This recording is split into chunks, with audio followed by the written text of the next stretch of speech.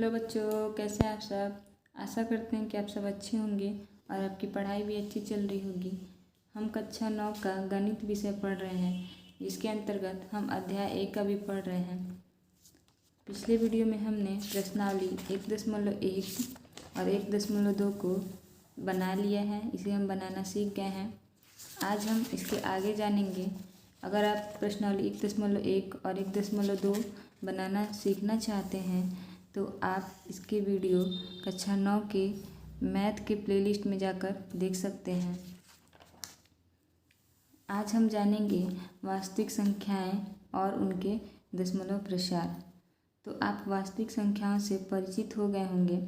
पिछले वीडियो में आप देख सकते हैं कि वास्तविक संख्या किसे कहते हैं। आज हम इसके दशमलव प्रसार के बारे में जानेंगे।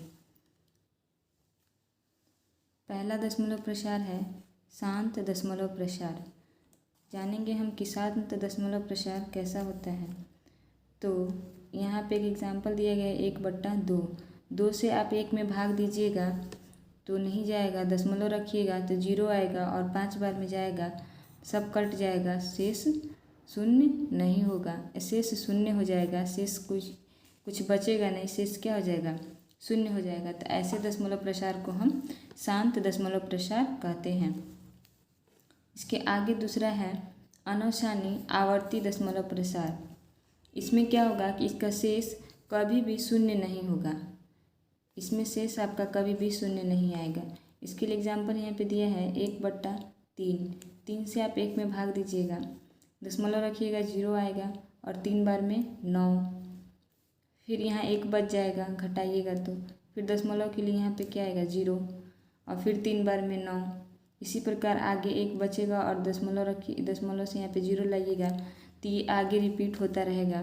इसका शेष कभी भी शून्य नहीं होगा, शेष कुछ न कुछ बचेगा। ऐसे दशमलव प्रसार को हम अनवसानी आवर्ती दशमलव प्रसार कहते हैं। इसे आप अनवसानी पुनरावृत्ति दशमलव प्रसार भी कह सकते हैं, क्योंकि यहाँ पे 3 बार रिपीट होता रहता है। मतलब जो अंक लास्ट में आता है वही अंक बार रिपीट होता रहता है। जैसे कि यहाँ पे देख रहे हैं आपकी 3 बार रिपीट हो रहा है, तो हम 3 को ज़्यादा बार ना लिख के 3 पर ऐसे दे देंगे। इसका मतलब हुआ कि 3 की पुनरावृत्ति हो रही है। आगे है अनवसानी अनावर्ती दशमलव प्रसार। ये जो दशमलव प्रसार होता है इसके लिए आपका एग्जाम्पल में √2 और पाई है। √2 का मान निकालिएगा तो इस प्रकार आएगा और ये आगे भी आता ही रहेगा, इसका शेष शून्य नहीं होगा। आगे आप भाग देते जाइएगा और ये बढ़ता जाएगा। वैसे ही पाई का भी मान आगे बढ़ता जाएगा, शेष इसका शून्य नहीं होगा। लेकिन इसमें एक ही संख्या बार रिपीट नहीं हो रही है। जैसे कि 4 यहाँ पे है, यहाँ पे, लेकिन अब 4 नहीं है, दूसरा अंक आ रहा है। बार वही संख्या रिपीट नहीं होगी, इसमें दूसरी तीसरी चौथी संख्याएँ आती रहेगी। इसे हम अनवसानी अनावर्ती दशमलव प्रसार कहते हैं। ठीक, तो हमने 3 दशमलव प्रसार जाना। जिसमें कि कोई शेष ना बचे उसे शांत दशमलव प्रसार कहेंगे। जिसमें कि शेष बचे लेकिन एक ही दो संख्या जो क्या है वो रिपीट होती रहेगी, संख्याएं रिपीट होगी, तो उसे हम अनवसानी आवर्ती दशमलव प्रसार कहेंगे। अनवसानी अनावर्ती दशमलव प्रसार जिसमें कि दूसरी तीसरी संख्या आएंगी, कोई भी संख्या बार रिपीट नहीं होगा, तो उसे हम अनवसानी आवर्ती दशमलव प्रसार कहेंगे।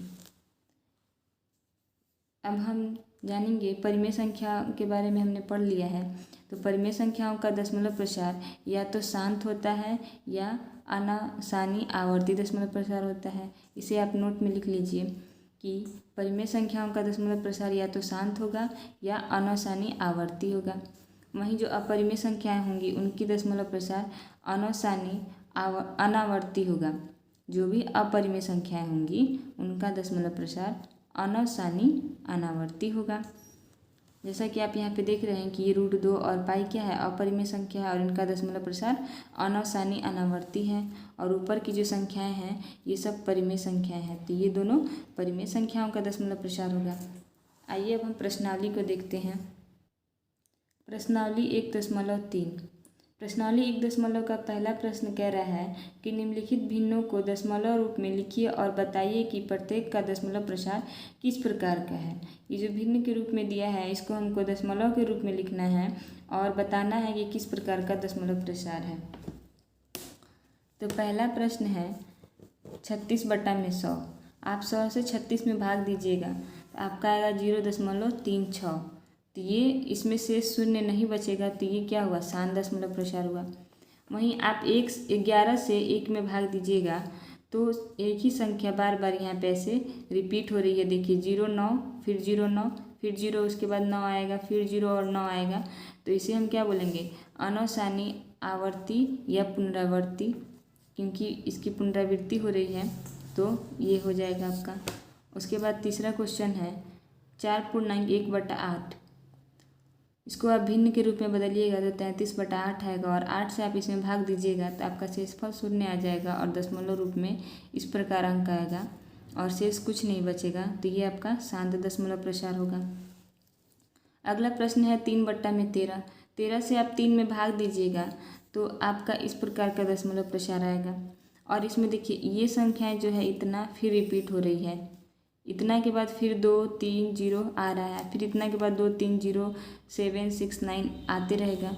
तो इसे हम बोलेंगे अनवसानी पुनरावर्ती दशमलव प्रसार। ठीक, इसके आगे प्रश्न दिया है 2/11।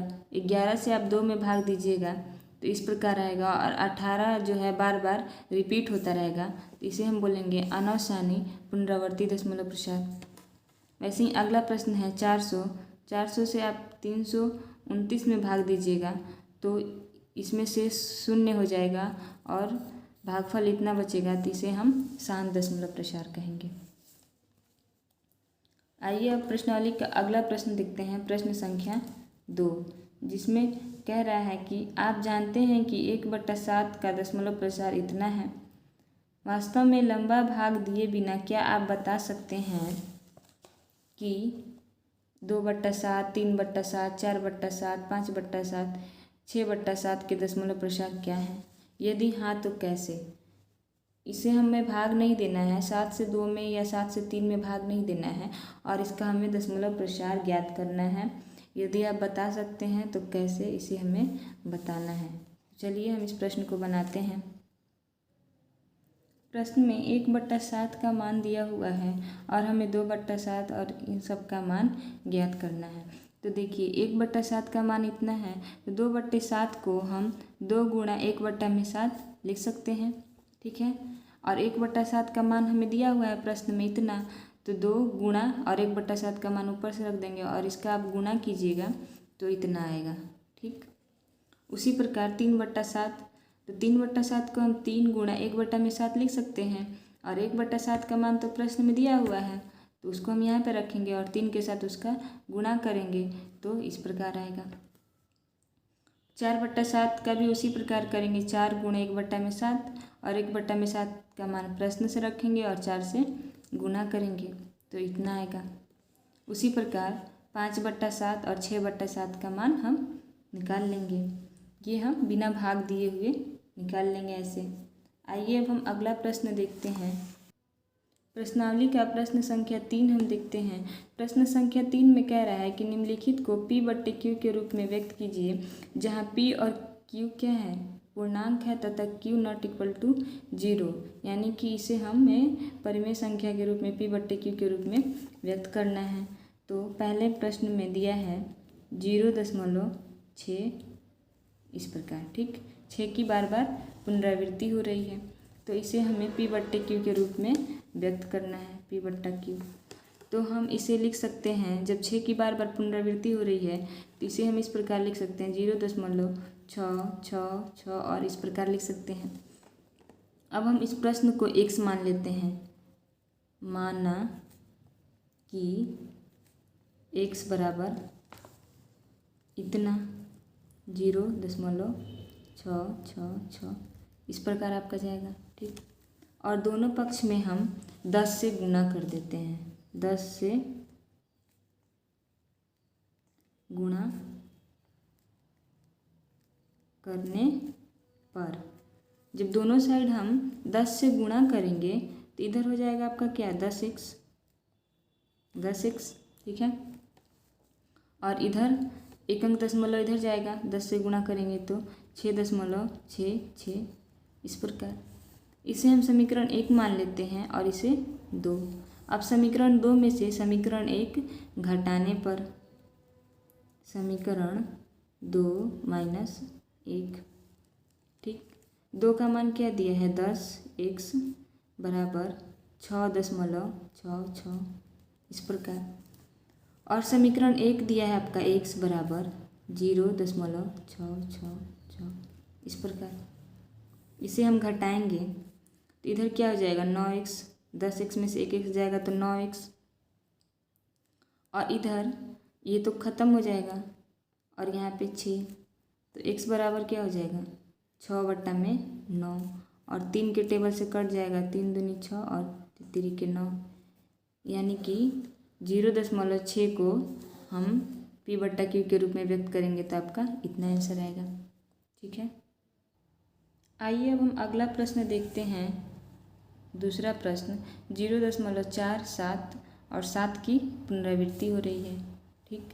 तो ये वाला प्रश्न हम देखते हैं। प्रश्न संख्या 2, 0.4, 7 और 7 की पुनरावृत्ति हो रही है, ठीक है। तो इसे हम 0.4777 इस प्रकार लिख सकते हैं, ठीक है। अब इसे हम x मान लेते हैं। माना कि x बराबर 0.4777, आगे ये बढ़ता जाएगा, ठीक है। अब दोनों पक्ष में हम क्या करेंगे, 10 से गुणा कर देंगे। 10 से गुणा करने पर जब दोनों साइड हम 10 से गुणा करेंगे तो इधर हो जाएगा आपका क्या, 10x बराबर, ये एक अंक दशमलव उधर जाएगा तो 4.777, इस प्रकार आगे जाएगा। इसे हम समीकरण 1 मान लेते हैं और फिर इसमें ही हम एक बार और 100 से गुणा करते हैं। 100 से गुणा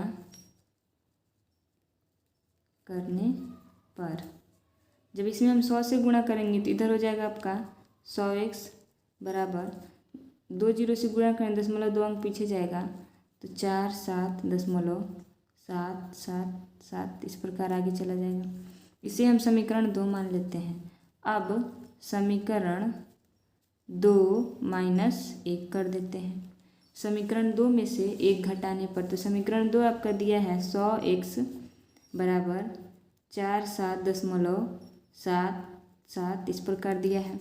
और समीकरण 1 है 10x बराबर इतना, 10x बराबर 4.777, इस प्रकार। इसे हमें घटा देना है। जब इसे हम घटाएंगे तो दशमलव के बाद 7 और इधर भी 7 तो ये कट जाएगा, इधर 0 हो जाएगा, और 47 में से 4 जाएगा तो 43 हो जाएगा इधर, बराबर 100x में से 10x जाएगा तो 90x, तो x बराबर 90 इधर गुणा में है, इधर आएगा तो भाग में हो जाएगा, तो 43/90। x बराबर हम किसे माने थे, इसे ही माने थे। प्रश्न को हम माने थे x बराबर इतना। जब x बराबर इतना आया तो मतलब इसे हम p/q के रूप में व्यक्त कर दिए। ये आपका आंसर हो जाएगा, ठीक है। आइए अब अगला प्रश्न देखते हैं। प्रश्न संख्या 3 जो आपकी बुक में यहाँ पे दिया हुआ है। तीसरा प्रश्न ये है, इसे हम p/q के रूप में व्यक्त करते हैं, ठीक है। तो इसे हम लिख सकते हैं 0.001, और ये इस पर पुनरावृत्ति है तो इसे हम 001 इस प्रकार लिख सकते हैं। अब इसे हम क्या मानेंगे, x मानेंगे। माना कि x बराबर 0.001 फिर 001 इस प्रकार आगे जाएगा। अब 1000 से हम दोनों साइड में गुणा कर देंगे। 1000 से गुणा करने पर दोनों तरफ हम 1000 से जब गुना करेंगे तो इधर हो जाएगा कितना आपका 1000 x बराबर, इधर भी आप गुना कीजिएगा तो 3 अंक दशमलव पीछे जाएगा, 0 तो हट जाएगा, ये दशमलव हट जाएगा, 001 होगा, इधर जाएगा पीछे तो फिर दशमलव 001, इस प्रकार ये आगे जाएगा। इसे आप समीकरण 1 मान लें और इसे 2 मान लें, तब समीकरण 2 माइनस 1, 2 में से हम 1 को घटाएंगे, समीकरण 2 हमारा है 1000 x बराबर, 1 के पहले 0 का तो मान कोई होता नहीं है तो इसको हम 1 ही लिख सकते हैं, और 001 इस प्रकार है। और समीकरण 1 आपका है x बराबर 0.001 इस प्रकार है। आगे इसमें भी है, इसमें भी है आगे। इसे अब घटा दीजिएगा, 1000 में से 1 x जाएगा तो 999 x, और इधर दशमलव के बाद बराबर है तो इधर 0 हो जाएगा और 1 में से 1 आ जाएगा। तो आपका x बराबर 1/999। x हम इसे माने थे, जो प्रश्न में दिया था उसी को हम x माने थे। तो x बराबर क्या आ गया, इतना आ गया, और ये हमारा p/q के रूप में है। ठीक है, आइए अब अगला प्रश्न देखते हैं। अगला प्रश्न दिया है प्रश्न संख्या 4, 0.9999 और ये आगे भी इसी प्रकार है, यानी कि 9 की पुनरावृत्ति हो रही है। इसे आपको p/q के रूप में व्यक्त करना है। तो इसे हम p/q के रूप में व्यक्त करेंगे। पहले हम इसको क्या करेंगे, x मान लेंगे, x बराबर 0.9999 इस प्रकार आपका हो जाएगा। ठीक है, उसके बाद दोनों तरफ हम 10 से गुणा कर देंगे, 10 से गुणा करने पर दोनों साइड हम 10 से गुणा करेंगे तो इधर आपका 10x हो जाएगा बराबर, 10 से गुणा करने पे दशमलव 1 अंक पीछे जाएगा, 9.999 इस प्रकार हो जाएगा। इसे आप समीकरण 1 मान लेंगे, इसे 2, तो फिर वही करेंगे, समीकरण 2 में से 1 को घटा देंगे। ठीक है, तो समीकरण 2 आपका ये है, 10x बराबर 9.999 इस प्रकार है। और समीकरण 1 आपका ये है, x बराबर 0.999 इस प्रकार दिया है। इसे आप घटाएंगे तो 10x में से 1x जाएगा तो 9x बराबर, इधर तो दशमलव के बाद अंक बराबर है तो 0 हो जाएगा, और 9 में से 0 जाएगा तो 9 हो जाएगा। x बराबर 9 इधर गुणा में इधर आएगा तो भाग में, तो 9/9 इसको कटाइएगा तो 1 आ जाएगा। ठीक, x हम प्रश्न को माने थे x बराबर इतना, x बराबर हमारा क्या आ गया, 1 आ गया। और देखिए x बराबर यहाँ पे इतना है तो ये और ये इसका मान आप 1 ही होगा। ठीक, ये दोनों अलग है। लेकिन आइए अब अगला प्रश्न देखते हैं।